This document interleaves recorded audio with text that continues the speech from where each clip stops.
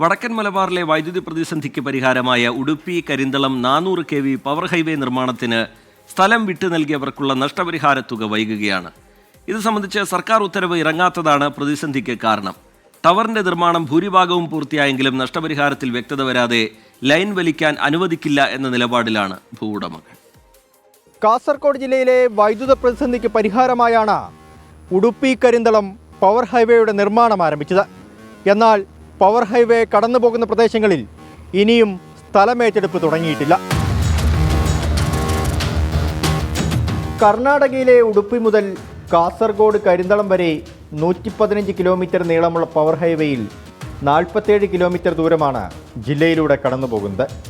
ഇതിനുവേണ്ടി 101 ടവറുകൾ ഇവിടെ സ്ഥാപിക്കും. ഇതിൽ 96 എണ്ണത്തിൻ്റെ നിർമ്മാണം പൂർത്തിയായി. ബാക്കി 5 ടവറുകളുടെ നിർമ്മാണം പുരോഗമിക്കുകയാണ്. പക്ഷേ നഷ്ടപരിഹാരം സംബന്ധിച്ച് സർക്കാർ ഉത്തരവിറങ്ങാതെ ലൈൻ വലിക്കാൻ സാധിക്കാത്ത സ്ഥിതിയാണ് നിലവിലുള്ളത്.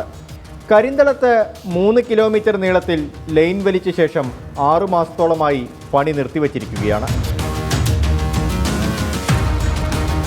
ഈ ഗവൺമെൻറ് ഓർഡർ വരാൻ താമസിക്കുകയാണ്. 5 മാസത്തോളമായി കർഷകർ വിവിധ തരത്തിൽ ദുരിതത്തിലാണ്.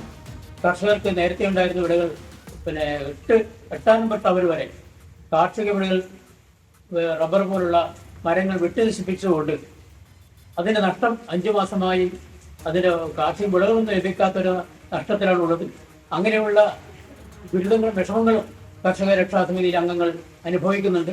ഏകദേശം 600ഓളം കുടുംബങ്ങൾ ഈ രീതിയിലുള്ള ദുരിതം അനുഭവിക്കുകയാണ്. പദ്ധതിക്ക് സ്ഥലം വിട്ടു നൽകുന്നവർ ചേർന്ന് രൂപീകരിച്ച കർഷക രക്ഷാസമിതിയും വൈദ്യുതി മന്ത്രി കെ കൃഷ്ണൻകുട്ടിയും തമ്മിൽ നടത്തിയ ചർച്ചയിൽ നഷ്ടപരിഹാര തുക സംബന്ധിച്ച് ധാരണയായിരുന്നു.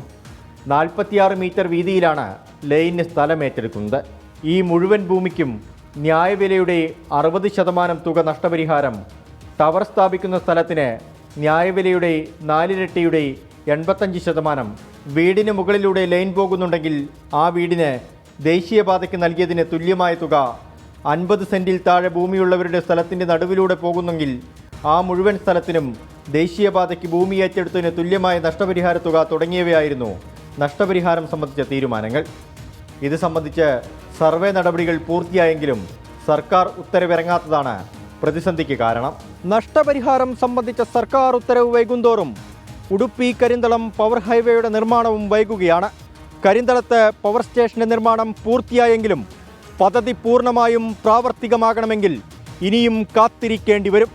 രജീഷ് കരിവള്ളൂരിനൊപ്പം അരുൺ പാറയ്ക്കൽ, 24 കാസർഗോഡ്. പൊതുജനം കഴുതയല്ല സാർ.